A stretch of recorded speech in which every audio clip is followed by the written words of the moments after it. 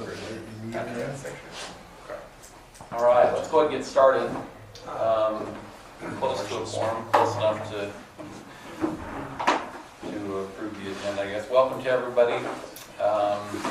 Let's go around the room real quickly and introduce ourselves. Please state your name and what organization you're with. I have a roll that I'll pass around after a few minutes, allow for more people to show up. I'll just pass it around, just fill it out. There's a sheet for technical committee members, and then there's a visitor roll underneath. So please sign so that we can record who's been here. My name is Reed Price. I am the chair of the technical committee, and I'm with the City of Oro. So let's go to you, Scott. Scott Daly with Division of Water Quality, co-chair of the technical committee. Eric Ellis with Utah Lake Commission. Sam Brager with Utah Lake Commission. Dale Fonkin with the Division of Wildlife Resources in Springville. Michael Mills with the June Sucker Recovery Program. Ben Stegerman with Forestry Fire and State Lands. Randy Zollinger with Jacobs Engineering. Sullivan Love with Senior City. David Barlow with Chippewa Special Service District. My name is Elliot Mott. I'm a volunteer activity leader, mostly with Utah Outdoors, but with some other organizations as well. We like to recreate down here, mostly on the Provo River and the Jordan River, but also on some parts of the lake. Juan Garrido with Springville City.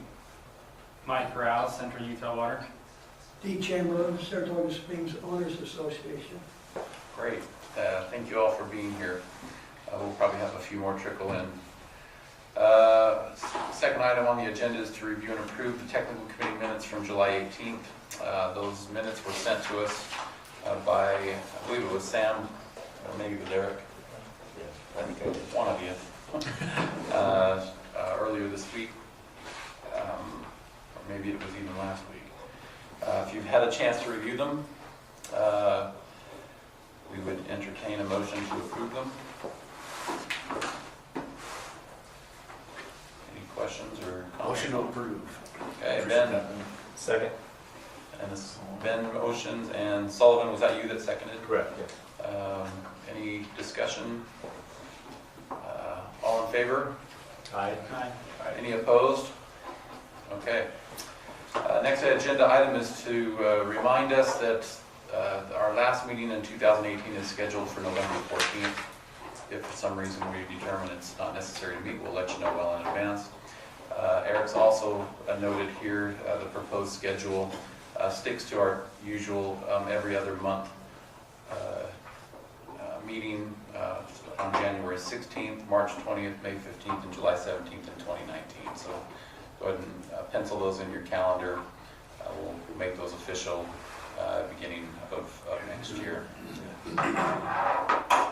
We'll now turn the time over to Eric for some updates on different projects and issues that the lake is facing and things that the commission has been working on.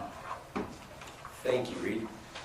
Well, we haven't been working on the lake level apparently because it's really low. We're 5.5 feet below full right now, which makes it fairly inaccessible.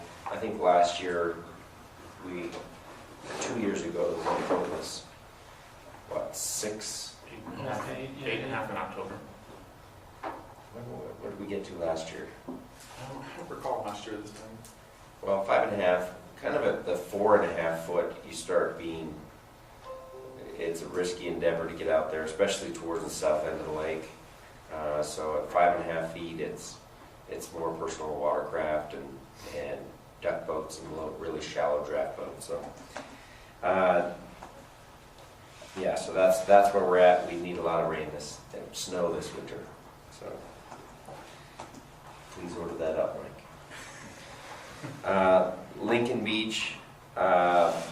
This is a really exciting piece of news. For years, there has been issues out at Lincoln Beach, kind of to the south of, what direction would that be? Southwest of the park. Around the corner? Around that corner, that's where kind of the warm springs are. And in the wintertime, and probably other times of the year, there's a lot of fishermen that like to go down in that area. And because it was private property, the sheriffs were enforcing on occasion the fact that it was private property and either citing or, kicking them off of that, at least with their vehicles. The county recognized that it was a highly used area and just barely were able to acquire that entire point from the family that owned that and all the land behind on the other side of the highway there, or road. And so that's been finalized.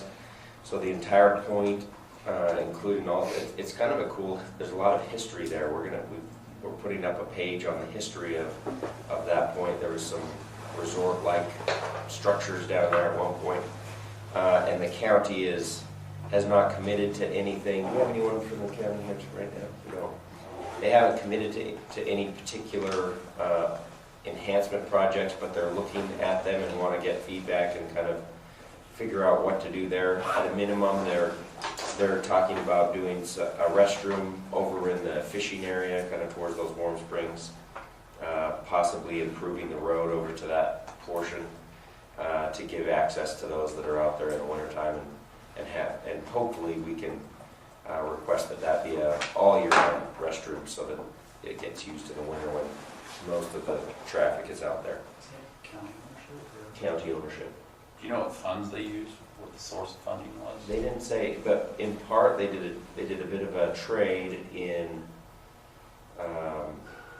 an allowance, so that because that corner is getting developed, so that was the imminent threat, is that they were planning to develop both the corner and up on the hill above the road, and so they pulled some strings and got the approvals needed to do the development on the hill above, and in part in trade, in part dollars. Then I don't know where they got those dollars. They must have just had them available. And they got it for a really good deal. So I think it's something like 17 acres or something like that, and it was 400,000 or something. Pretty reasonable. I wouldn't expect to be able to find 17 acres for that much. So that's a cool update. I'll keep you posted on as that anything happens as far as improvements and or if they're open to taking ideas on what we do down there. So. Did you say that was southwest of the marina, or No, It's is that when you north? pull into the marina. yeah? If you drive straight through the parking lot Oh. and the marina's on your right, and you were to keep going, it's that direction. Down And I'm that just little dirt path. Yeah, you drop having a hard down. time So- picturing. They would have to drive onto the state lands to access that currently. Currently, they're on state lands, but there's property on the upland side of that could be an improved road off of state lands. Cool, because we've had also a lot of interest from, there's a gentleman who's like a leader on the big fish tackle named, his name is Pat, but he, That's him. Yeah. he's requested that we try to work with him to get access there, so when You the might county. mention that and say, hey, look, here's a big Yeah. step in the right direction, and then Perfect. work with the county on siting the road. And We've also worked with the sheriff's office to kind of ease up in that area, just because it is kind of a pretty popular area, and we're running a lot of citations there, so. yeah, awesome. Fourth grade field trips. We have our fourth grade field trips coming up. These are the ones that are on the west side of the lake at the Saratoga Springs City Marina. We've got all the volunteers in place. How many schools do we have, Sam? It's going to be 7 schools this time. So 7 schools, and each of those schools have a number of classes. So we have all but one station filled in both the days that we offer that. So packed schedule, it should be a lot of fun. One of the things that was included on that is a tour of the new water facility. So Saratoga Springs, one of their employees will be talking about that water facility and the purpose of it and how it was created. So it should be a fun field trip. What are the dates of that again? October 9th and 10th. So coming right up. Thanks to anybody here that's volunteering. We might have Ben there. Yeah, Ben's either there. Yes. Justin's out. Are we allowed to tell them this? The good news. he's the one station that gets to leave half an hour late. Scott's like, dang it. That was per request. But those are always a lot of fun, so we're excited about those upcoming. The shoreline trail planning project is moving along. Our work with Brandon Stocksdale with the Rivers Trails and Conservation Assistance Program through National Park Service. We mentioned that quite some time ago that we got the grant of his time for this year. For the last few months, he's been sidetracked with a bunch of other projects that they're doing. And so he informed me in our recent meeting that we get another year with him, which is great because there's lots to be done. One of the focus areas right now, just because of momentum that we're getting, is between Vineyard and Orem.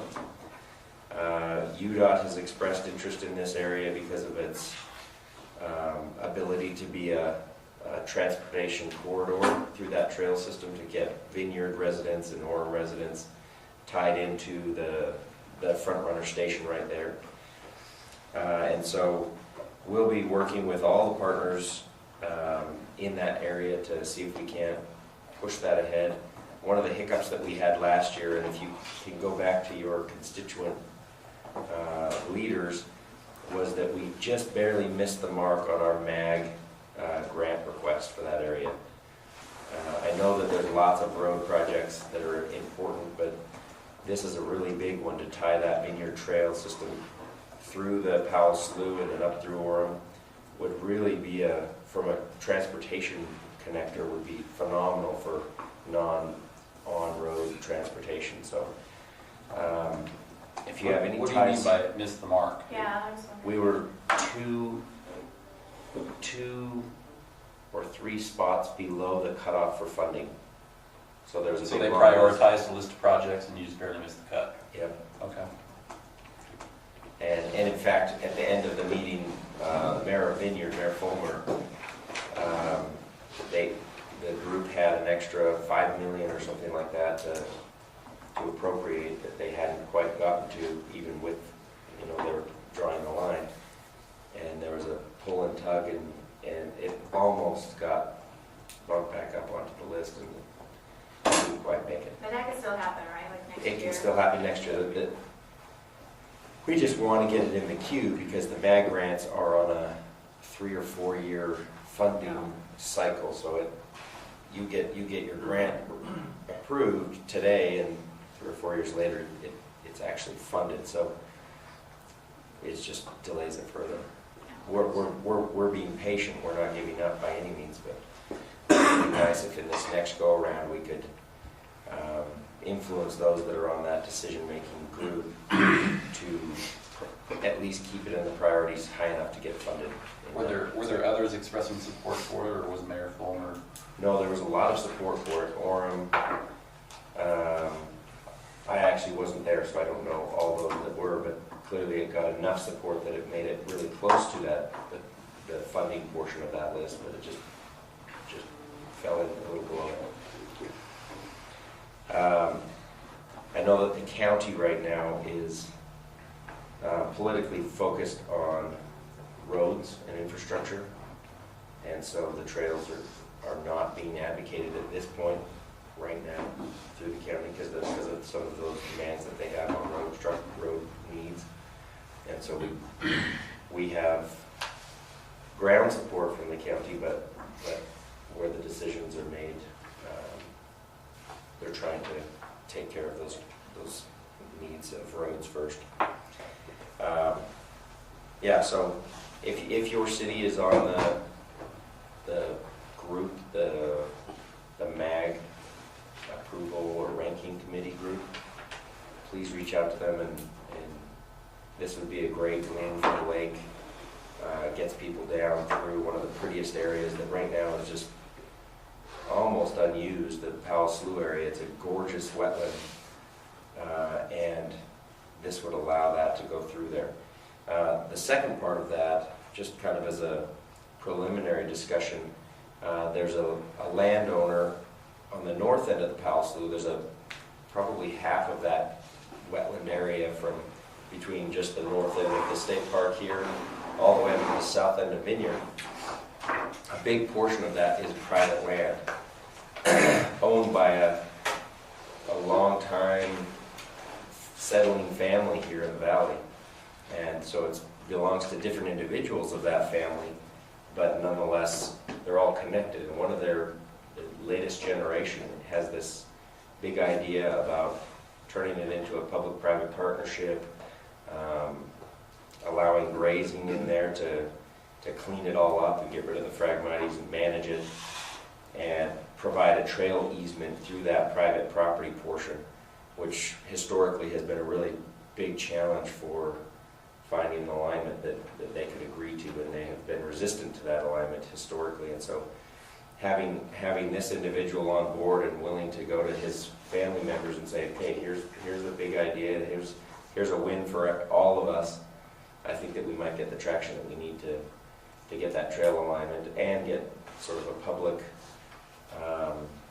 access point in that area, which would be really cool. So that's kind of allowing us to have the momentum we need, and we'll keep you updated as that progresses. We're putting together the big pitch that he can take to those family members, and we'll see how that goes at that point. So, the one other thing I was going to mention, the rail trail idea. This is something that Brandon Stocksdale brought up. There's a rail that at some point will probably be used as a light rail extension that goes around the lake, but that's a long ways down the road, 50 years or so. In the meantime, on the south... It's already there? Is that what you It's mean? already there. It's an old rail. Where is it? When you go out towards Goshen and Genola, there's an old rail line out there. Oh, okay, like where the tracks got removed, but it's still there. Gotcha. Yeah, the berm is still there. It would be quite an ideal location for a trail in the meantime. As far as alignment goes, it's a challenging area to try to do work. It's a massive wetland. And so Brandon and the rest of the group will be working with UTA to see if maybe we could use that as the south end trail alignment for the time being, and at a later date maybe it gets covered over with new tracks, but that would give at least decades worth of great trail connectivity and a big segment of trail that wouldn't be on the road or near the road, which would be really nice. So something to think about as a possible alignment down there. The research funding, we talked about this at our last meeting. This is $500,000 that was appropriated through the legislature. It sits in Division of Water Quality's bank account, so to speak. And then the Utah Lake Commission has the role of, I don't know technically what our role is, except that it was intended to be coming to the commission. So we just kind of have a say in how it gets spent. You decide how it's spent and they pay the bill. $500,000. Oh, okay. I don't know our role. Seems So- like the answer changes every time we talk about that. So it was, yeah, it was requested by a third party, and they wanted the commission to be the stewards of that. But because of our funding setup, it worked better to have it just sit at Division of Water Quality, and then we just act as a technical committee and as the governing board to make final approvals on how it gets used. We'll rely heavily on the Utah Lake Water Quality Study science panel as they identify the research needs that we need to fill gaps on, data gaps and so forth. And then we'll employ those dollars as needed. One of those could be employing this consultant for the science panel. Another could be there's a need to look at temporary solutions for algae blooms on Utah Lake. There's been a lot of pressure to treat the lake when we get a bloom, and there's countless numbers of ways to do so, and we have proposals coming in from lots of different entities, and so right now the plan moving forward is to issue an RFI, a request for information, initially, and ask for kind of the marketing pitch and with backed up with scientific data, solutions that all of these groups and firms are sending our way, so that we'll kind of spell out exactly what we need to make sure that it can be vetted thoroughly. That consultant could kind of help us go through that. We would likely have them do something like a literature review prior to or just after we do this RFI, so that they can look at all of these proposals that come in, or information that comes in, and help us understand what the best case scenario would be if we chose to either spot treat or do a full treatment of Utah Lake. What would be the best way to do that? And that way, if political willpower is there and funding, we could say, we've done the research and this is the best route to go if we want to treat the lake. So, It's one of the goals of that process is to set up a structure or tools to help the various agencies make decisions on permitting and the risk it may pose to the lake. So there's a number of different agencies and entities that are involved in permitting something like this: Forestry for State Lands, Division of Water Quality, Fish and Wildlife Service, and various others. And so we need a method to be able to evaluate the potential risks to all those different pathways: recreationists, fish, etc. And I think that at the end of the process, we might have, because the only way that a treatment like this would work, it's temporary and thus immediate in its nature. If we're going to treat the lake, it's not of any use to start down the permitting path the day we decide it needs a treatment. I mean, this would be a fairly extensive permitting process. So if right now we're able to get down that path and have buy-in from Fish and Wildlife on this particular process, and Forestry for State Land would be okay with the way they're going to apply it and be able to grant them a right of entry, and Division of Water Quality wouldn't have any concerns based on their water quality parameters through the EPA, then we would be almost there, and potentially we discuss the idea of a ongoing permit as a just-in-case type permit, so that it could be treated. But that'll be part of the discussions as we figure out what's available and what could be used on the lake that wouldn't harm June sucker, that wouldn't harm water quality downstream, that would be affordable, those types of things. So we'll see how that goes.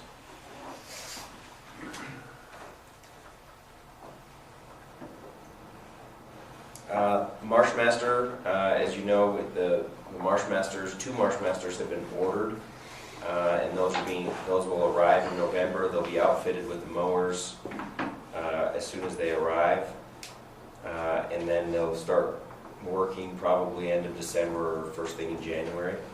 The plan is to have those working year-round, most likely. We have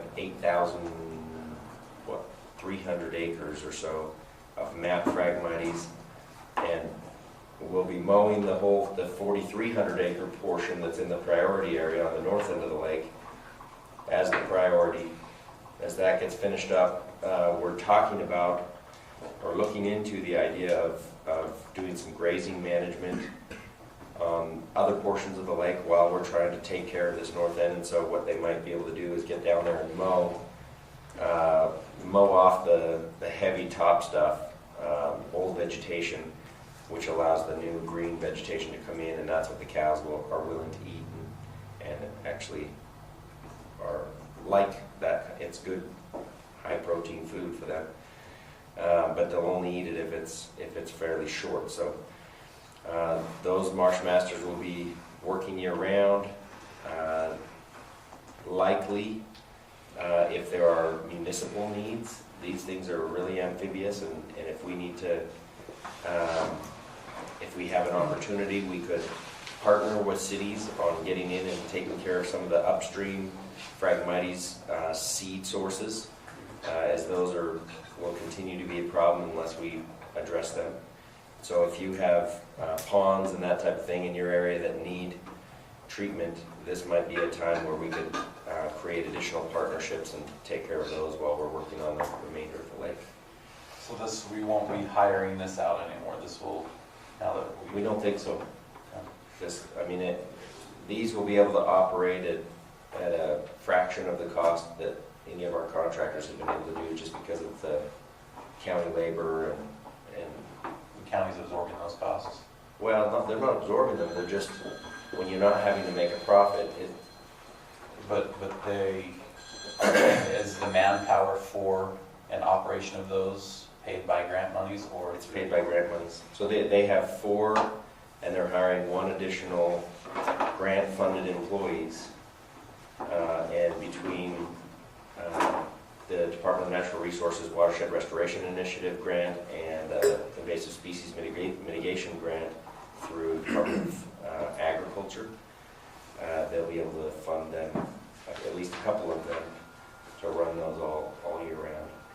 Is the county running these things, or is it? The county runs them. Yeah, how many were there? Sorry. 2. So they're not fast, they're 8 feet wide, they run at a maximum speed of 8 miles an hour. And when it's thick vegetation with those mowers, it'll slow them down to half or less. So they'll just methodically work through and Instead of the one thing that kind of laid it over, the man. yeah, instead of The land roller tamers. crushers. Yeah. What is it called? They were land tamers, what was usually, that's for snowcats. So the land tamers were sold. The money from those land tamers were put back into the fund to purchase This these. is what's going to replace the land tamer. Yeah, these are much better equipped for working on the Utah Lake shoreline. I don't think that nobody really knew when the land tamers were purchased, A, how capable the land tamers were, or B, just how difficult of an environment that the shoreline of Utah Lake is. And so, But we knew we wanted Marsh Masters instead, but they were just more pricey. they were very expensive, so we went with the cheaper option. It served a purpose. Yeah, they just weren't able to access a big portion of the lake shore, so you'd spray every year, and you could kill it, but you couldn't even lay it down until occasionally, there was areas like the Mesita area that was dry enough that you could they were able to hire a tractor operator that pulled a big, ginormous roller crusher 30 plus feet wide, and it was able to flatten out that whole area. And that particular area worked really well with a normal farm tractor, but most of these areas are so wet that they can't even get close to it. So these will be, we've watched them operate up at the Great Salt Lake. They do really well in these mixed wet and muddy and wetland environments. And the flail mowers that they attach on the back, that's also something an innovation that we picked up from the operator up in the Great Salt Lake in Farmington Bay, that do a great job of just mulching up that Phragmites, and it allows other vegetation, native vegetation that's in the seed bank but usually doesn't even sprout, because that mat of Phragmites that lays down over top of it until it decomposes, the only thing that comes back through is new Phragmites. And so the native vegetation just doesn't get to reestablish. So by mowing it up, they're finding a lot more native vegetation is able to come back. So it should make the reseeding or revegetation portion of this effort after 3 years much easier, because we should see a lot more native mixed in there. So if we do a seeding effort or a planting effort, it shouldn't need to be quite as expensive as it would otherwise need to be. Do you know how much they sold the land tamers for? Yeah, they sold them for 16 each. 13, 23 or 24,000 total. Yeah. One was 13, one was 20. Did you want one, Reed? No. Is the camera on my back here? They had them in pristine condition when they were sold. Yeah. So Reed, also in response to your question about how they could afford it, was one thing why we went forward with the purchase was we were amazed to find that even when we ran all the numbers, I remember Eric kind of looking at the spreadsheet, we included, the labor of the county employees, the fuel, even the amortization still added up to like, what was it, $11 an acre owning our own 2 Marsh Masters versus the cheapest contractor bid has been like $75 an acre. So it was a significant difference, which is why I think they're going to be able to do it on that grant funding. Yeah, I didn't doubt that we could do it cheaper. I just didn't know if the county was absorbing all of those costs or if grants were paying for those people. Yeah, the grants will cover that. So Eric, who would we talk to at the county if we had an area we'd like to partner with them to treat? With us or with the weed supervisor, Jake Johnson? Jake, okay. Did he replace Aaron? He did. Yeah, he was his subordinate. He took over the job. Do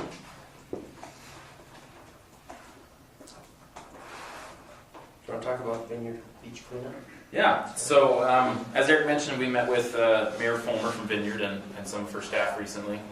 And the intent was, and also Ben was there, thanks to you and Ben for attending, come spring they wanted to try and organize another cleanup. So some of you may recall 2 years ago, no, last year, so 2017, for Earth Day in April, we actually organized a cleanup with Vineyard that brought over 200 people to it. So it was the largest, at least we claimed it as such, as the largest cleanup ever done at Utah Lake, because we've never heard any reports of a group so large. And there was a lot of good accomplished. There was a lot of trash cleaned up. They were able to clean almost the entire section of shoreline that Vineyard borders. And so Mayor Fulmer wanted to do something similar, and so we've been working with them and also with Ben, with FFSL, to try and figure out not only could we do trash cleanup, but is there some more invasive vegetation removal, like the Russian olives and such that we could help with. She also discussed ideas such as putting in some stairs down. We talked about trails, some of the developments that are coming in. So she's been very supportive of trying to integrate Utah Lake into the community as a part of Vineyard. And so we're looking forward to working with them on that. After we met, they're going to, they have some contacts they need to make and talk with. I think it was a Flagship we needed to follow up with on a few things. But it sounds like most likely springtime, probably late spring, we're looking at doing another large-scale cleanup and improvement project along the shoreline there. So we're really excited to have Vineyard's support in doing that. In addition to that, prior to that day, they went in as the dedicated hunter project, kind of on more on the north end, and did a lot of cleanup of trees. Yes, yeah. So we were able to kind of dual tier. The first one with the dedicated hunters had 15 or 20, I think, somewhere around there, and then we had the 200 volunteers day of show up for the cleanup. So we were glad to have a lot of participation. You want to add anything to that, Ben? The only thing that was good Works fast, over. Ben said something about cutting down cottonwoods, was it? yeah, getting rid of all those trash trees there. No, there will be great care taken in making sure that it's invasive trees that are being pulled out so that we can keep shade trees that are native to the area and kind of make it a really nice environment, but not one that's void of vegetation, because it draws the birds down there and it makes good habitat and good shade for. Well, maybe I will add just something real quick, since there's a lot of city representatives and things here. For folks who do have trails and areas where they're looking to do work, Vineyard's a good example of, somewhere where we really can't just pick up projects on the entire shoreline of the lake because we don't have enough money or manpower. But like Vineyard, for example, when they did that, we were able to contribute like an extra $15,000 or so when they did that project, and we really like the idea of cities, kind of incorporating these into their trails or into their communities, and when that happens, I think we do have money to bring to the table, and certainly some expertise as well on how to have effective cut stump treatments and other weed treatments. So if anybody's got projects like that on their table, we're happy to help consult and see what kind of funding we can bring to the table, but we certainly enjoy and value the partnerships that many of the cities have brought. Awesome. Yes. On that line, some of our homeowners that live along the lake were wondering if there's any possibility of trimming some of the native trees there. I've met with a lot of the homeowners along the lake in Saratoga Springs, because there are a lot of folks who do want to either remove invasive trees or trim native trees it's particularly to improve their view shed. And there is some value in having dead branches and things on native trees for birds and things of that sort. You could probably speak to that a lot better, but we do try to avoid limbing up or trimming the native trees whenever possible. If people want to look at removing Russian olives and tamarisk, I'm happy to go out and meet with them. We do have a process we kind of outline because in Saratoga Springs particularly, we had maybe a couple of years where a lot of folks were just cutting down whatever trees they wanted to, and a lot of them ended up being native trees. So we have kind of outlined a process, but I'm happy to talk with anybody that wants to improve the shoreline behind their house, or if a group of neighbors want to do it, then we're happy to sit down and discuss how we can do that. Okay, I'll get your name and phone number. Yeah, absolutely. I'll give you After, a card. thank you. Sure thing. And one thing to keep in mind for Russian olive removal is that it's not as easy as cutting the tree down. It's a fascinatingly stubborn tree, and if you just cut a stump, It would come up, yeah. it will come up. And there was a really funny and informative story in the count. Is it the statewide weed program, the newsletter that comes out? Oh, I think it is. Yeah, I think Utah you're County, talking it's like about the Utah. Are you talking about the ones that was talking about ripping them up by the roots? Yeah, and how they were relating it to some mob family. When you kill one, and they all show up. Anyway, but they come back with a vengeance right in the neighboring area. It shoots up 100 new Russian olive trees if you just cut it and don't chemically treat that stump. And so there's a system to it that these Sam, guys maybe have figured one. it out. It's Sam, right? That's D. D. Never mind. Sorry. All right. I've got it over it. One other thing to think about in Saratoga is they are trying to move forward on a project that's on our property to push in the canal that's there that runs from basically Pelican Point to Tickville Wash. The section between Amanda Lane and the Hot Pots area, they're looking at getting rid of that canal, and I think that would change the shoreline drastically for the invasive vegetation, because that's primarily where the Russian olives and tamarisk are located there. Once you get beyond that canal, there's not that many mature Russian olives and tamarisk because they end up getting inundated and die later on anyway. So if that project goes forward, which I'm expecting it will, that'll help out a lot. So I've kind of been urging landowners to maybe wait just a little bit before we try to get in there and do too much more work, so we're not wasting time and money. Did you say with that there also would be invasive vegetation removal as a part of Yeah, that? I mean, they're pushing the canal and would inherently get rid of all the trees that are on the canal and in the bottom of the canal. Sure. And then after that, that would provide access to that, because right now it's really hard to get back there because you'd have to go through private property or trench through miles of frag and other invasive plants. So if there's a trail, it'll help out a lot to get access. So So isn't the proposal to fill it in? yeah, it'd be basically taking the lakeside of the berm and pushing it in essentially and using that to put the trail on top of. So it would effectively just get rid of that canal, which right now, that's where all the stormwater in Saratoga ends up, and it just is a really prime location for invasive plants. Yeah, it's not, and And it holds mosquitoes. gross water. Yeah, it's not very nice. So I'm really crossing my fingers that the EPA will let them do that. That might help the mosquito problem. I think it'll help a lot. Drastically.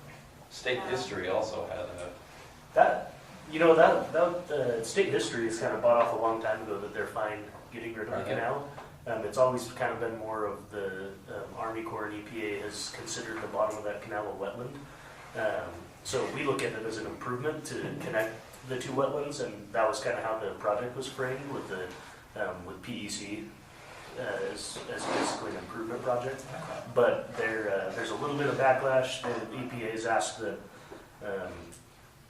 they basically compare the impacts of putting the trail on the top of the berm versus pushing it in, and there is a significantly less impact to wetlands by putting it on the top of the berm. So we really need to work with the consultant to sell the idea of getting rid of the canal. Mm-hmm.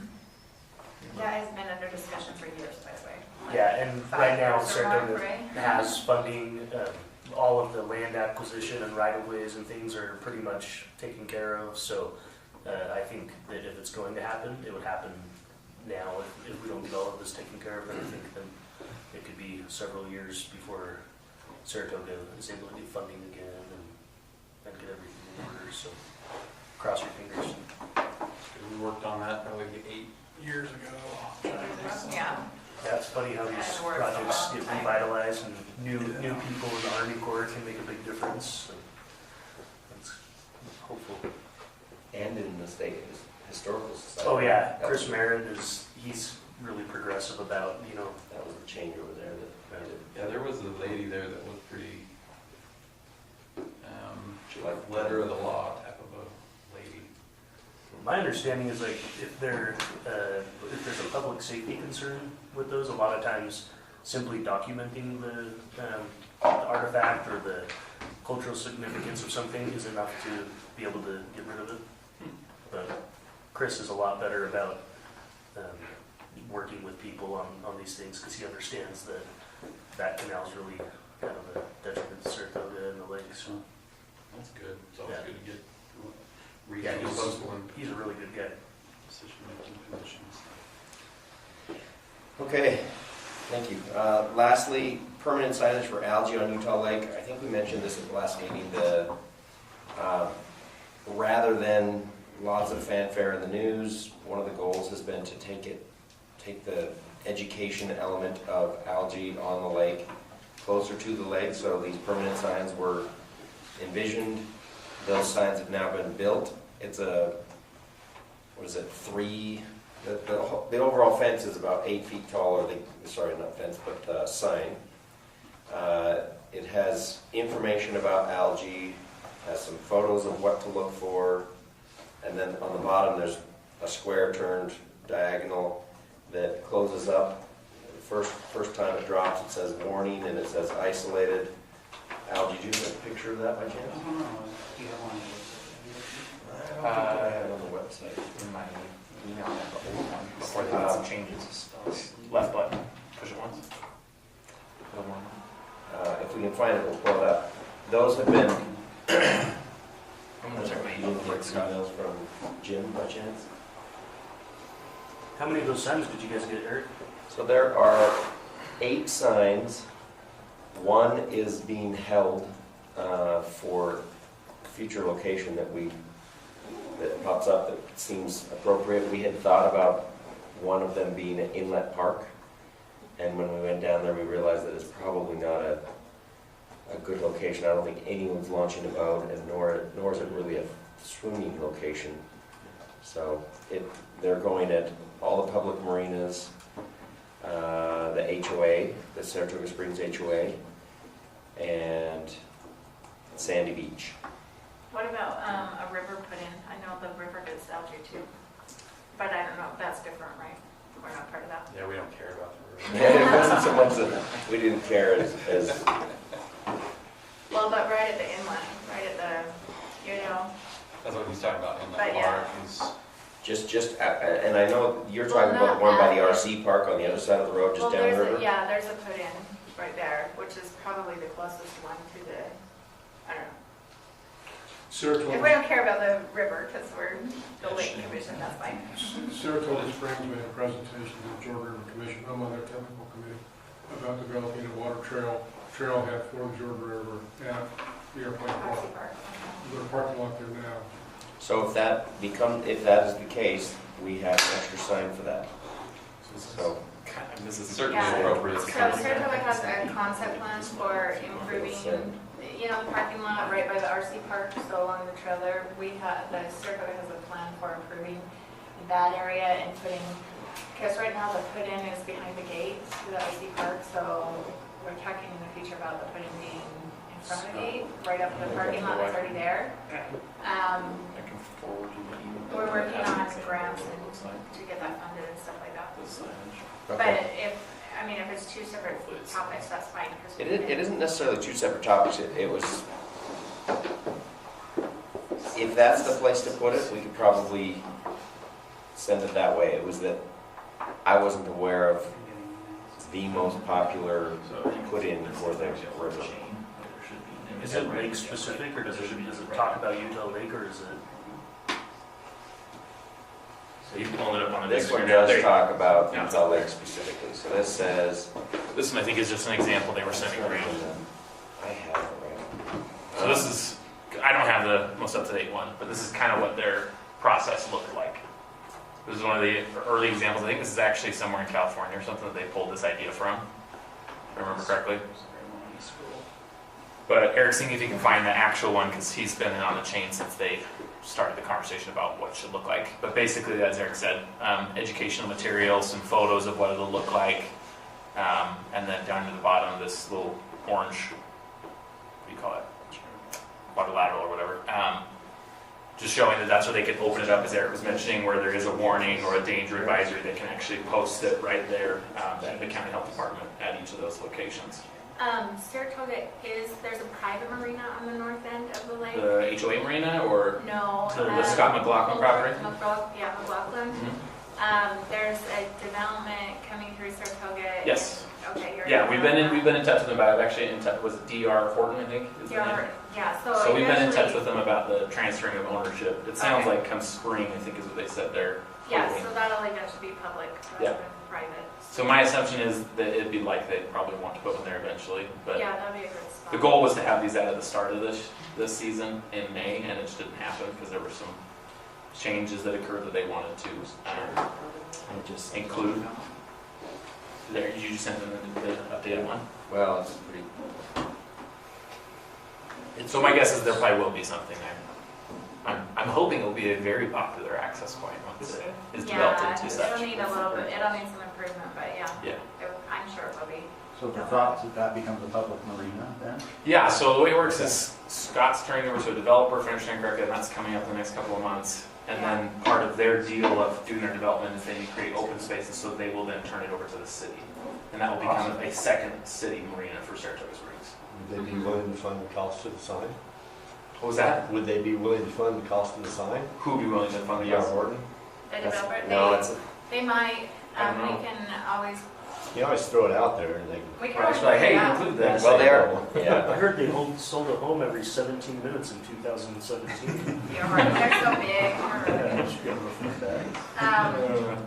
We could, I mean, is that something you want me to ask? They're paid for. Yeah, okay, that's what. We ended up having, the prison ended up taking the contract, and so they work for cheap. Okay. I was gonna say when we were talking about cleanup, have you heard of the Other Side Academy? It's cons, ex-cons, but they do all this sort of stuff. It's called the Other Side Academy. The Other Side Academy? I Yeah, always work with them. they're in Salt Lake, but I think they'd be worth reaching out to see if they would be interested in some of the cleanup projects. So the one difference on the sign is that at the bottom it says, when it says warning, it says isolated blooms are present on Utah Lake, and then swimming, wading, blah, blah, blah, on the bottom is right. So this top part is slightly been edited. How will you communicate what it should be, The what your county, message should be? county health department has taken the responsibility of flipping those signs when they need to be flipped. They'll be locked otherwise in the up position. And it's just warning and closure, so once they're closed, then all of those marinas will cooperate and they'll have gates up or something like that. But when it's isolated blooms, I think they're going to probably just keep it on the warning, except for maybe the location specifically where it's closed, as we've seen this year. County health will go out and physically. County health will physically do that. Not rely on the cities to pay attention. No, no. He says we flipped up and locked, right? But they also Yes. says like open or something when it's Yep, closed. it says open. I happen to have one Say they informational say in my bag, and that, the information on that card will be the information displayed on the Yeah. sign, based on what sample conditions are. So the nice thing about this is that it's very informative to people that are coming down to the lake to use the lake. It shows them what they need to watch for. lets them make an educated decision on whether they want to use the lake or not, rather than throwing it out in the media and getting sometimes really good stories and sometimes inflammatory stories that just kind of shame you into not using a water body that you would probably otherwise be okay using for the purpose that you're going down there. Eric, what about warning for pets? That There is in the description on the upper portion, it talks about pets. So will they be closing them specifically On to the actual each sign. marina? This one's an earlier draft. They I can. don't think this is the So right each sign could potentially be flipped Different. up or, Generally speaking, I'm guessing that once a location on the lake goes into warning, they might flip them all to warning because it specifically says on the signs that were built, it says isolated blooms present on Utah Lake. And then talks about what to look for and what not to do when you see that. So I did use Linden Marina this year, and all my friends thought I was gonna get a skin disease or something, so. It's a nice marina though. Yeah, I had fun. Not obviously, but I did not catch anything. But it was funny how many people said, "You did what?" Yeah. Did you go sailing or non-motorized or what? SUV, the paddleboards. Yeah, That's it's awesome. a little pedal boat thingy, Fun. so. How do you envision using the signs where, like a condition where we have now, where say Lincoln Marina is closed because of excessively high levels, but the rest of the lake is under a warning or no warning at all? My guess is that the sign at Lincoln Beach, which is right as you come down that road, the main road, that sign would be flipped to closed. That's my guess. This year has been a new kind of confuser thing because it's the more specific, the testing, the more challenging. And so maybe it's just, and I don't even, does anyone have suggestions? What do you do? This came up this year and it was particularly confusing on how you respond. What do you do when a marina, like this marina for example, which already has no swimming signs posted everywhere, technically you're not supposed to swim because of the boat traffic, not because of anything else. The marina gets put on warning, or in Lincoln Beach's case, closure, but the open lake is either no concern or at a warning level. What do you do? Do you stop boats from launching out of that marina? If they're not intending to stay in the marina and they're not intending to swim in the marina, and they're at wakeless speed, then clearly they're not going to be getting misted with waves going over the bow of the boat.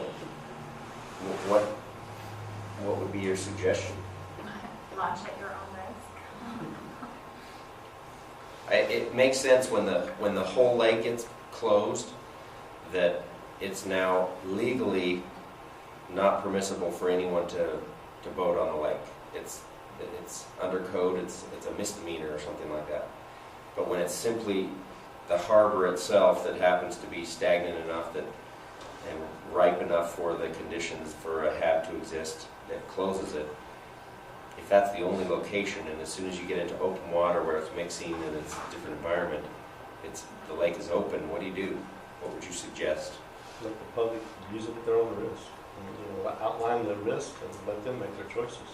I agree. I think when you start closing things and people expect that you're telling them whether or not it's safe, then there's some inherent risk on the health department by saying that. Because if someone goes in and does get sick, but you had signs that said it was open, then potentially they could try to say that they weren't doing their job. If you have a warning sign that say use at your own risk, or these are the signs of an algae bloom, don't use it when this isn't there, then they have to use their discretion. I wonder if we find a new square to add to that stack of squares that says marina is closed for water contact. It seems like a lot of people get in the water when they're launching their boat. Like to have guided in and out of the water and guided onto their trailer and things like that. So it seems like it would be difficult to launch your boat without getting in the water. But if they see that it's really disgusting, are they really gonna, after seeing the warning? I mean, you can launch a boat without touching the water. Yeah, You take the strap off while you're on the hill and have your driver in the boat, and then you pull it up to the dock and nobody touches the water. But you're right, people, especially when you're loading it again, it's easy to get in the water. well, it just seems like I see a lot of people Have to getting get them in cleared the up. water when they're getting their boat on and off, but, Thinking about the day we were out at Lincoln when it was closed. I mean, there were people launching, and I don't think any one of us would get within 5 feet of the water. It was so nasty. and were they just staying, they were launching but not getting in the water? I don't know if They weren't getting in, but they seemed unfazed to launch there. Yeah, Because and then we even went and I talked to a couple of them, and they just said, oh yeah, it's, you know, we agree it's nasty in here, but as soon as you get out to the open lake, it's not too bad at all. And so they were just not worried about it. I was at Sandy Beach the next day after we were at Lincoln Beach, and there was a couple swimming with their kid there. And it was, So there will be a People- sign right at the people always- end of the Sandy Beach Road yeah. until some future date when things get realigned. There, for now, there's going to be one right there because that is a popular place for people to get in. So What if, Eric, when you have the pictures, if you scroll up, you have something that it's really bad, says avoid contact, you know, right on the picture. well, I wish we had the actual prototype. It's on my it's in my Dropbox, and it's not pulling up right here. Eric, the people I see on the shoreline fishing mostly are non-English speaking people. I urge your sign to be, They're Duolingo. Let them They're English Spanish. The signs are? Yeah. But they're not. We don't have any Asian languages on there. mostly I see Spanish. How difficult would it be to put like a scannable, what do you call those? QR code. QR code. Translate It would probably be possible, just nobody seems to use them anymore. Put a link or something maybe might not be a bad idea if the county has some kind of page that explains the information. Or the health department. Yeah, sorry, the county health department. From my phone. I'll send, the signs are going to get installed here any day. I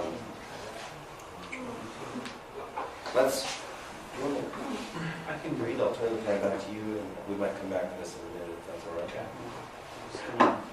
I'll see if I can pull it up here. Should be open. Scott, you're next on the list. Well, I think I'll jump right to that ad update, retail life conditions, since that's what we're kind of focusing on now. How much time do you need? Just a couple minutes, how much time do I have?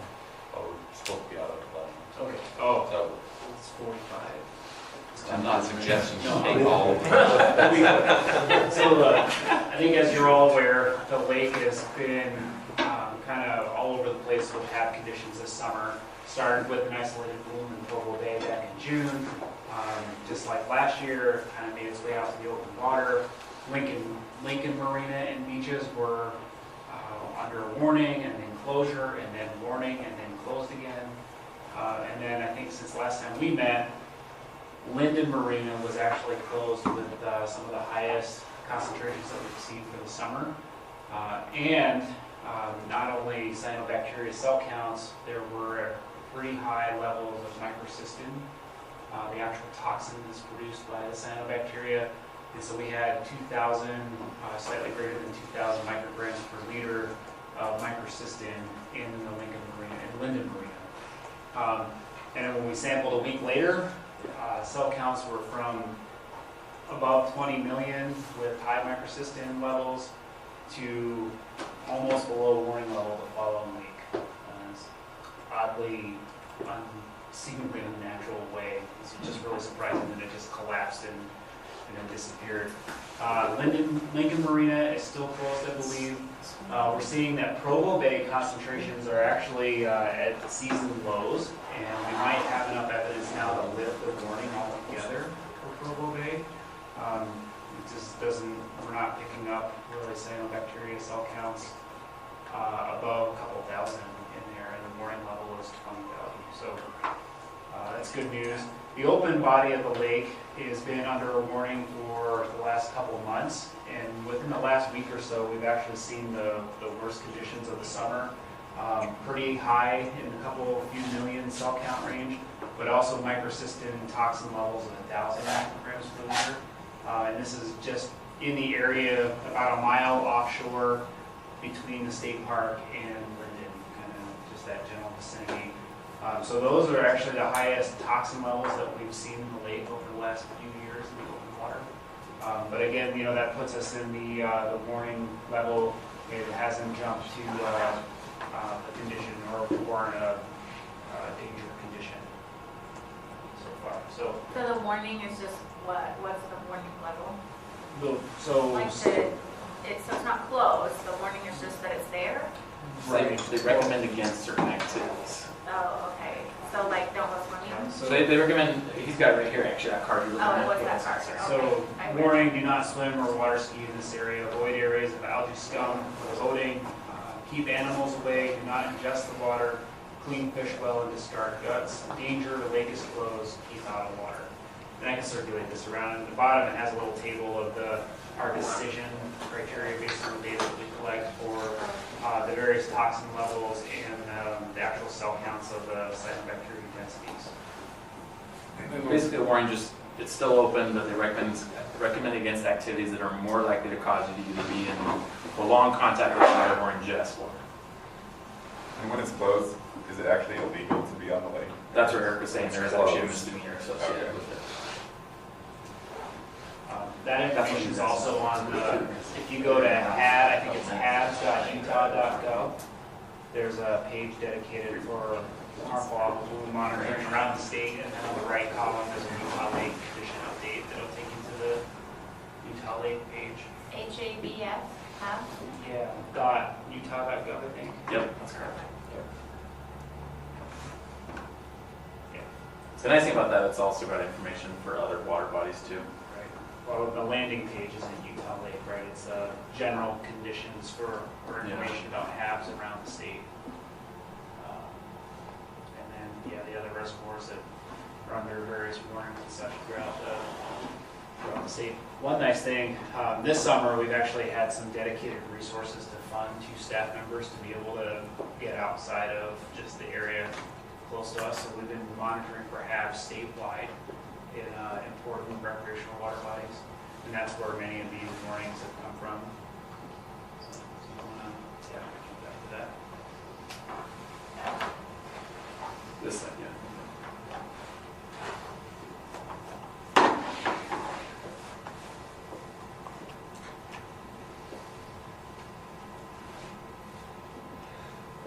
Okay, so here's what the warning looks like. Turn the lights A little bigger. on.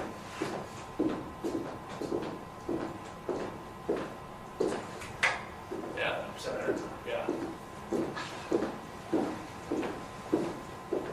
There's your animals portion, Elliot. I'm just concerned about non-speakers. Oh, somebody said something about animals. He did. I did as well. Okay. It's actually just smaller So print. it's It's smaller. kind of hard to tell on the big screen, but that's in Spanish right beneath each line. Okay. So yeah, it'll be in 2 languages.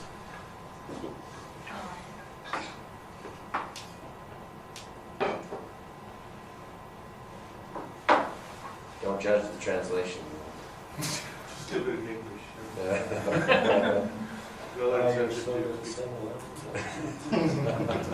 It's hard to believe that you have to actually put this on a sign. Exactly. Green gloves, huh? Yeah. Oh. I was about to do that when I read that sign. It said, That was my favorite part too about the clean your fish well. It's like you should already be cleaning your fish well, but yeah, I'll tell you that. You keep the guts normally. Don't eat your guts. And then that's the like. On that note, it might be, we actually just sent off some fish we collected from the south end of the lake during the bloom and sent them off to an EPA lab in Ohio. Results. Not yet, but they're there and they're looking at them. So that should answer some questions as far as, is it toxic to eat? Because we get asked all the time, it's like, can I get, and we're like, Well, we don't know, but we should have an answer on that.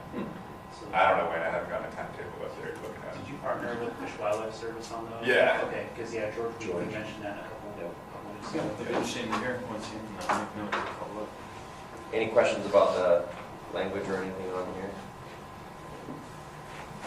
Is that just a card? Is that just a card you just pull out? Yes, when the crowd make it out. Yeah. So it's like right Yeah, it must have been like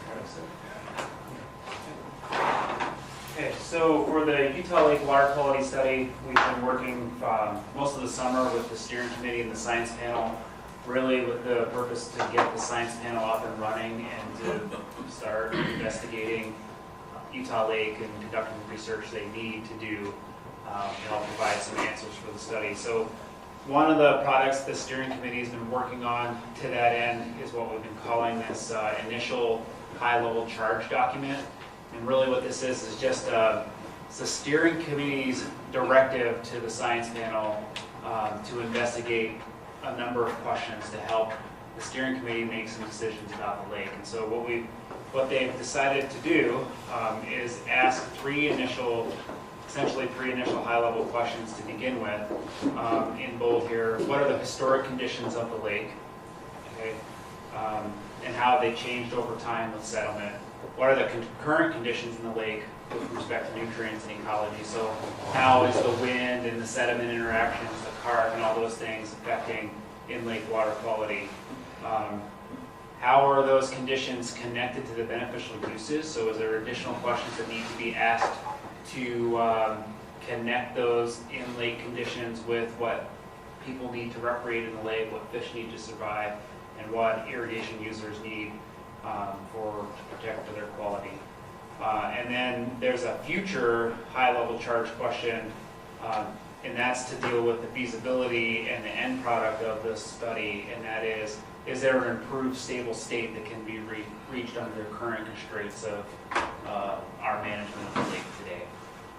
So the steering committee set out to develop those high-level questions, and then through a series of meetings, the science panel has actually started to dig in and ask more specific questions about what types of information, data, and research they would need to provide a sufficient answer to the steering committee. So they want to do that by looking at the diatom community, look at sediment cores to see if the dated core can show that the diatoms have changed throughout time in response to some stressor or condition, looking at the cores for historic phosphorus and nitrogen concentrations, and then look at DNA and other fish parts in this core to be able to see how things have changed, things like mollusks and niche capsules. So all of those pieces of evidence will be able to help the science panel make some kind of judgment of how conditions have changed in response to settlement and throughout history, human settlement history in the lake. And then the ecological condition, they're asking things like how are carp and the biology of Utah Lake affecting turbidity? How is that turbidity responsible for cycling nutrients? How much of it is available? And these types of questions will be needed when we start getting into that next stage of, okay, well, you might recommend that inflow nutrients be reduced, but how long will in-lake phosphorus stores in the sediment continue conditions as they are today? So understanding that lag time will help the lake managers understand the impacts and the expected time needed to recover a lake. So looking at macrophytes, because macrophytes are important for stabilizing sediments, providing fish habitat, reducing impacts of wind and those kinds of things. And then more questions about directly linking nutrients and HABs and being able to investigate the other factors that are associated with harmful algal blooms. Nutrient cycling, that's more with the sediments. That's really, those first two are kind of where the science panel has really focused their efforts so far. If you look into some of these, there's a lot here. And we have a lot of information to provide to the science panel. And this combined with some of the other tasks that are expected of the science panel it's kind of warranted us to put together a scope of work to hire a technical consultant to be able to support the science panel. There's a lot of stuff to lift here for the panel, and they, with the resources they have available to themselves, they need some outside support to be able to accomplish these tasks. So working with the panel and in keeping in mind these high-level charge questions and where we're going with management of the lake, we put together a kind of bulleted list of tasks. And just last week, I completed a draft scope of work that the science panel is currently reviewing right now. And we're going to take those comments, incorporate their comments, and put that out to a pool of consultants that are pre-qualified to do work for this type of stuff with the division. And that'll be hopefully next week, middle of next week. So anyway, the 7 general tasks, there was some desire from the science panel to do some additional data characterization that we did not include in the phase 1 report. So looking more specifically at the biological indicators, zooplankton, phytoplankton, how they relate to water quality, how those conditions change across the lake and throughout a season. Developing a conceptual model or a linkage diagram. Essentially, this is, in similar projects, you develop a chart with bullets on it for the critical linkages.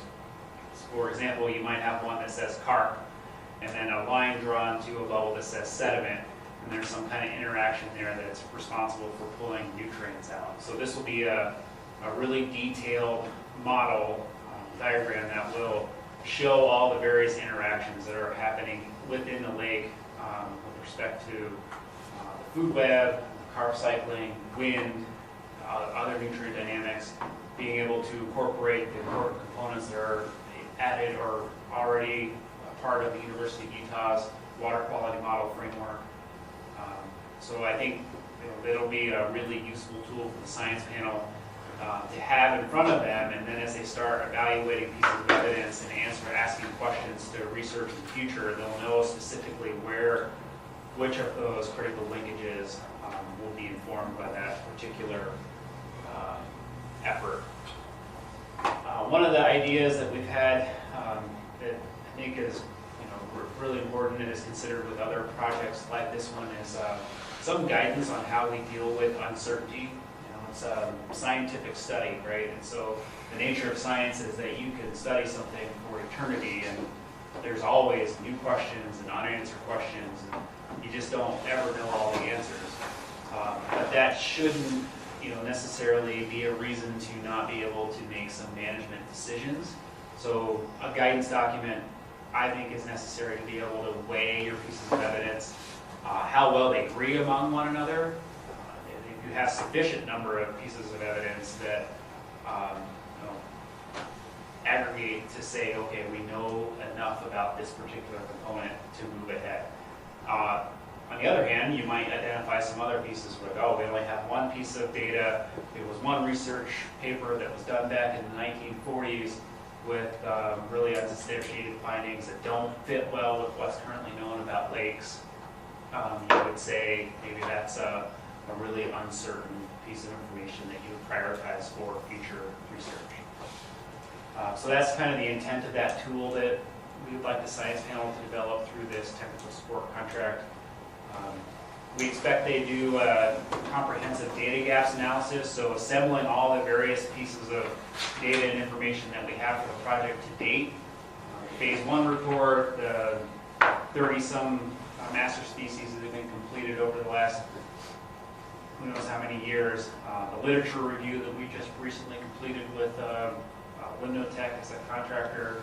All the water quality data that we've collected, that the Wasatch Front Water Quality Council has collected, that all the various research agencies have collected around the state, compiled in one place, and directly link that up to those specific initial charge key questions. So what does that data set say about macrophyte conditions? What does it say about midges and mollusks? What does it say about available nutrients in the water column?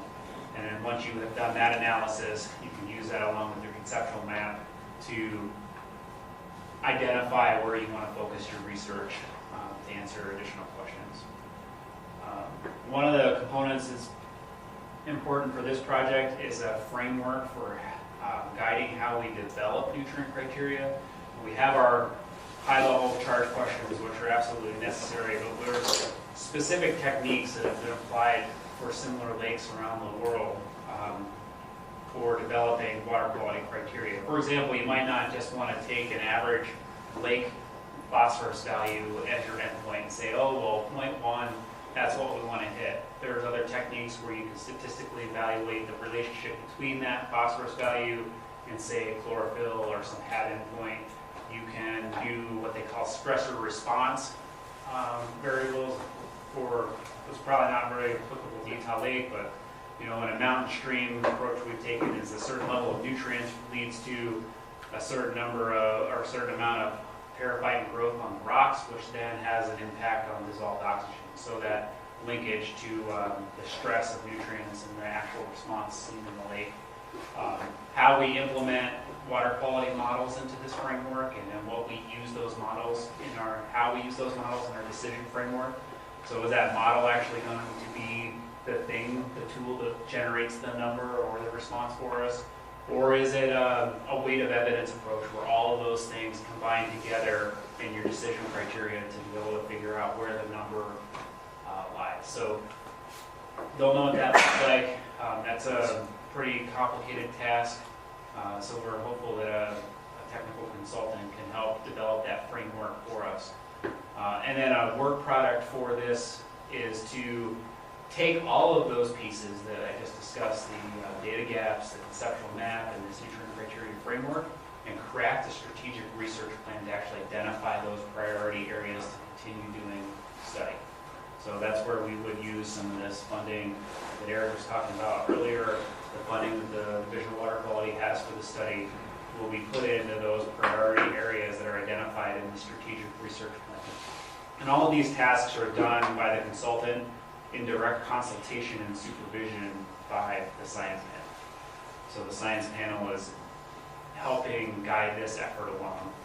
They're just really providing the heavy support, technical lifting for the panel. And then there's a couple tasks in there for ongoing science panel support. We envision that as the panel moves ahead, that there's going to be some issues that arise that aren't crafted, that aren't covered under these other scope elements. So we've outlined some additional hours for a consultant to be available to provide some analytical support or literature review or other tasks to help support their work. And then we want the consultant to be available and present at all meetings. So we've tried to outline and get some ideas of what those costs associated with meeting attendance would be. Any question on these? Next steps, like I said, we're hopeful to have science panel comments back to me Friday, and then I'll be in a strangle to wrap this up, and we're targeting, I think, the 23rd is next Tuesday. Is that right? So try to get that out the door, and then we're going to allow 4-week response for prospective consultants, so that puts proposals due to us around the 26th. And then a couple days for DWQ folks to package, review, and provide a summary to the science panel, and then all of the proposals and a summary go to the science panel. And then we're hoping to have a closed session of the independent members of the science panel only in the first week, I think it is, of November to work through selection of a contractor. So the science panel will be involved in the selection process. How do you answer the what seems to me like a fairly subjective question of what level of nutrient criteria do you set to protect for the most sensitive use? How do you determine what the most sensitive use needs? Well, I think recreation, for example, I assume is the most sensitive use, but I don't know which.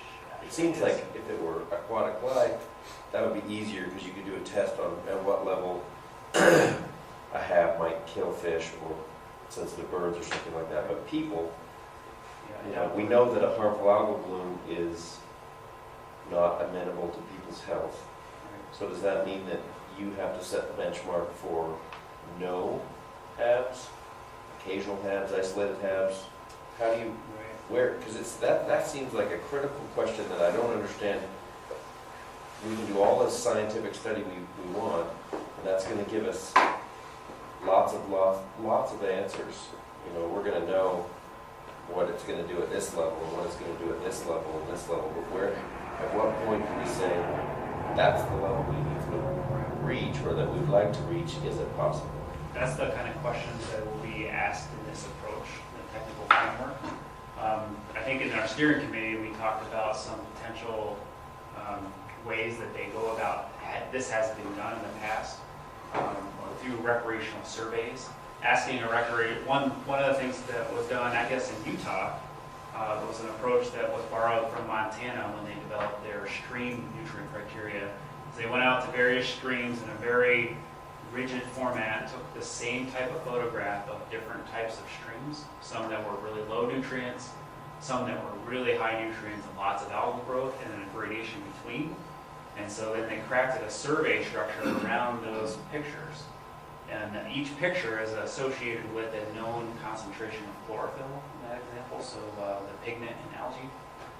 And what they asked, one of the questions they asked in the survey was, which of these conditions do you feel comfortable recreating in and how often? And then you can graph that. Did you say down to which of these? Well, you say, you ask them to choose the level, and I don't remember the specifics of the questions, but you ask them to choose the level that they're comfortable recreating in. They go to a picture and you go, okay, well that one's really clear. Of course I'm going to swim in that one. That one, you know, I would probably swim in that. It's a little greener. This one, that's probably my worst case scenario. I'd swim in there, but I don't know if I feel good about it. Down to, there's no way I'm swimming in that one. And then that response can be lined up and related to that chlorophyll concentration. And what you see is, yeah, and what you see is the way the responses are is really interesting, is that there's a clear, at least in Montana and in our stream response, there's a clear break on the round one concentration where there's, if you look at the number of respondents, there's no question in your mind that over here, people are totally fine. Everything left at that point and everything right at that point, people will not go in there. And you know, I don't know if that's applicable to Utah Lake because there's a lot of other things that affect visual quality of the lake, you know, the turbidity, you know, but I think users understand that Utah Lake has different shades of green, right, for the most part, and you all that go out on the lake when it's, you know, in the spring and just kind of the normal opaque sediment green, we're all fine going in the water, right? So that could be an approach that you would do here. But there, I think there's probably some other techniques that would need to be explored in this task 5 to be able to try to link in-lake conditions to what preparations need. And then, yes, you're right, you would need some kind of, you know, there probably is an acceptable level of HAB occurrence, right? Is it really reasonable to expect we don't have another HAB from here on into the future?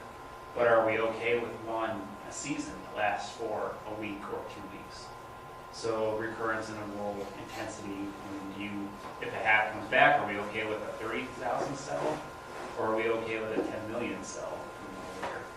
And then duration, if it lasts for 10 days, so maybe that's fine, but if it lasts for all summer, recreationists might not appreciate that. So there's all those different considerations I think that could go into that. But I have no idea what that looks like. That's why we're asking.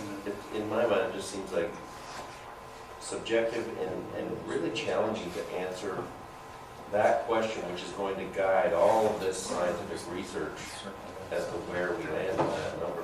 And that's why I've kind of pushed on that idea, because it really is critical that we answer that and know where we're headed. And maybe, I guess we could, if the science tells us, you know, these are all your options, that we will figure it out on a later date what we shoot for. But and that was the intent of that third high-level charge question that was rewritten at the last meeting. Yep. Was to really get at those, because it's hard unless you know what people are okay with. And the comment we got right was what you're okay with, but also what you're okay with spending to get there. yeah. That, you know, you can't really establish an endpoint. So Just the simple as a test group of people and said, hey, go jump in the lake. Yeah. You got 5 minutes. Okay. Still gotta Put get some money money on the table and see when they Okay, stop. 5 minutes. So that's, if you're okay with that, I'll move on to a couple other efforts that we've been working on with Eric and Ben, Forest Park State Lands, and also UDAF and our local watershed coordinator. We spent a couple days in August driving around the lake, looking at the various inflow points that occur. We had a couple existing data sets. Aaron Eager, who's now with UDAF, as county weed supervisor before, has mapped a number of inflows and springs and wells and stuff around the lake, just because it affected their ability to get in and treat for invasives. So we as well, Ben's group took all that data that we collected out in those couple days and put together this map of inflows, and we're going to be working over the next weeks or month or so to work through these as a group, identify the duplicates, and then cite some attributes of the type, how much water there might be there, and how they could be important for future study. So that's kind of FYI. Thanks to Ben and his team for putting this map together. It's pretty helpful. And then just a quick mention, I, myself, and a couple folks from our stormwater section talked to the Utah County Stormwater Coalition towards the beginning of September to kind of inform them of the water quality study, and then also ask for support from them to begin a monitoring effort to start characterizing stormwater flows reaching their way to the lake.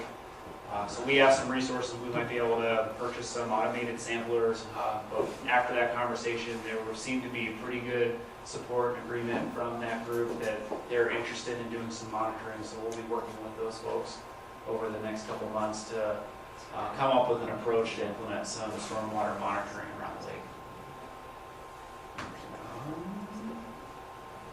Okay. Okay. Thanks, Scott. Mike, you got a quick update for us? Well, I don't know about quick, as these subjects are very dear to my heart. I will do my best. In terms of the June Sucker program, our most challenging task most recently has been maintaining flows in the Provo River and Hobble Creek. Just with the dismal end of summer that we've had in terms of precipitation, we've really tapped all the water supplies that we have. Right now, we're in a position where we can keep flows in those two tributaries probably for about 19 more days, and then we'll be out of water as a recovery program. So a lot of the future, whether or not the Provo River goes dry, is going to depend on irrigation season and when that wraps up. So, Which two? Provo River and what? Hobble Creek. But it doesn't wrap up till the 15th of October, correct? That traditionally, yes. It will depend on when the river commissioner says, okay, we're done. We'll see. It could go all the way into November though. Oh, cool. Yeah. Davis County is shutting theirs off October 1st, so I think there's also opposite, right? Right. One can help. Yeah. So yeah, that's been our most pressing concern right now, is just to keep those tributaries flowing. Years like this, 15 years ago, we probably would have gone dry by the end of July and just had to deal with that. So Was that the last time Provo River went dry? no, 2012, there was about a 6-day period in August that it went dry. And at that point, it was only 6 days, so it wasn't like the whole bed was entirely dry. It was just puddles kind of down through there. So, sorry, what happens in like, if the river's just low, or there's water that's shut off? Shut off the It dam. would be shut off, so water would be delivered probably down to about Columbia Lane. It's about where the Deseret Industries is in Provo, and then we wouldn't have enough water to keep the river going past that point. Oh, wow. Yeah. We try to plan for this and save some water. We're well into our saved water at this point. The worst thing you want to do is spend all your water maintaining flows for so long and then lose it all the last 2 weeks of the irrigation season. Where we've been able to keep the river wet all summer, it would be very painful to have everything go dry and die. There aren't a lot of June sucker in the lower river at this point in the year, right? There are not. The idea is we're maintaining aquatic health at this point. We're keeping insects, water, creatures alive.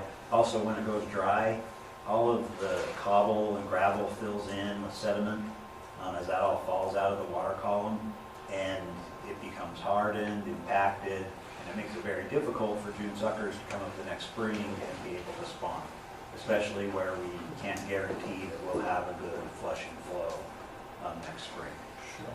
Even though June sucker aren't in the Provo River, the impacts kind of add up. The river does go dry. Other projects that we have going on, carp removal is actually going fairly well. We've had our best, well, probably the last 3 weeks that we've had in some time. When we started the whole project, it was in September of 2009. And so every September, I calculate, the previous 12 months removal, and we're at 2.33 million pounds for the last 12 months, which is much better. It seems like every time I'm reporting on carp removal, I'm telling people how bad it's going. And so when I look back at the numbers, I was actually surprised that we were over 2 million pounds. So it actually hasn't been as bad as what I've been telling people. The maintenance removal target, it looks like it's going to be at 1 million pounds. Utah State University has been working on the models to kind of give us that number. There hasn't been a lot of agreement on how accurate the models are because they have to take in so many different assumptions. So right now we're moving forward with this threshold of trying to remove 1 million pounds going forward. And we'll reevaluate that as time goes on. And then just quickly, the Provo River Delta project, land acquisition is proceeding. We've picked up the 4th property and then have 1 more property that we need to acquire. And that process is ongoing. It will probably continue to be ongoing for at least the next little while if the final purchase isn't imminent or anything. We have entered into a contract with Provo City to hire a firm. They're called Blue Line Design, and they are developing a park design for a park that will be located right off of Lakeshore Drive on the south side of the river, right where the Lakeshore Bridge is. That land that we previously acquired for the Delta is going to be called Delta Gateway Park. We anticipate that design to be wrapped up in the spring, and then we feel like we can go ahead and start building a few of these amenities that will surround the Delta while we wait to be able to actually start construction of the Delta itself. So we're excited what that will be. It's going to be kind of a combination playground, trailhead, and hopefully some educational aspects. And along the line of education, we're also finalizing a June Sucker Program interpretive plan that will really try to unify some of our displays and kiosks, not only in the Delta, but in other points around the lake to better communicate our message to people. That's been a fun process to go through. And then finally, in terms of actual June sucker population, we had our best numbers ever. I don't know if that's because we have a great biologist here in Dale. It probably has a lot to do with it. Yeah, we've also invested in some great technology, the best equipment we've ever had in terms of monitoring June sucker numbers, which probably has a lot to do with it also. And then the stocking of individuals into the lake appears to be increasing the population. And with that, I'll leave it at that and we can move on. Any questions for Mike? Okay, well, this is the time in the agenda that we just go around, and if anybody, committee members or the public has any comments or questions, that they can ask them now. So let's start over here with you, Dee. Do you have anything? No. Okay, nothing. I'm working with a few property owners in Springville and Utah County to establish the channel going from, what is that, Dry Creek? No, Spring Creek. that crosses the freeway, and we're trying to clean the Is this channel 12 hours property? right through Tom. 10 property? Yeah. Yeah, so we're working with Tom, another property upstream, Springville City and the county, hoping to, and I don't know if we wanna, one of the options was to establish that channel or maybe tie it into the old Hubble Creek. I don't know what would be the best, I don't know, probably give you a call, Mike. Okay, yeah, we could look at that. Anything on the you said something about a regional solution last meeting, and then following Thursday you were gonna Oh, we're meet meeting with somebody? next week with Eric Gaddis again to talk about the regional project that Spanish Fork, Mapleton, Springville, Provo, and or incorporated Utah County might explore. That's Great. still on the table? Yeah. Well, This It's super, the the last ditch super effort project? look. I'm sorry, it's the last ditch effort look, and before we really have to invest in anything. is Provo part of the discussion? Pro is part of the study, but I think Pro is moving forward also with the new plant. But there's some concerns there. What happens when the rest of Utah County develops? Palmyra, Lake Shore, Benjamin. where is all that going to sewer to? So we have a meeting next Wednesday. Yeah, just on the scoping of the study, we've agreed to do a study. State's working on extensions to allow that, the nutrient removal. And Which we've I would add, finalized. We've got a contractor on board already, and kind of got our agreements there, so. Awesome. Just trying to get them turned. I would add Renewable Energy Innovation, REI, is also looking to approach those municipalities involved in that effort about infusing or a public-private partnership of some sort. They're working on setting up a partnership, we're just having struggles with schedule. Yeah, I know Randy's reached out to a few. Okay, Thanks. Sarah? I don't have anything, but I missed what the lake level is. 5.5 below. Okay. It's probably more like 5.2 on average. I caught it this morning at a Below compromise shifty or one size. below? Below compromise. Okay. Sarah, you should have a bookmark on your computer. Just pull that up, like the hourly reading. Oh, So Central Utah Water's got a okay. link. And if you Google Utah Lake level, Central Utah Water, Or on our website, you go to information. Lake levels is right down at the bottom of the information tab, and it gives you that same link. then you don't have to wait till this meeting. Yep. Appreciate it. I'm gonna go find it. Dave, you got anything? No, not really. Just one other quick note is the research that BYU's done. I think some folks here went and saw that at on campus. Biosolids, increased digestion. Oh, the pre-treatment? The pre-treatment for the digestion process. REI is looking also to bring in a pilot trailer. They're going to set up a pilot possibly at that SUP and WA property.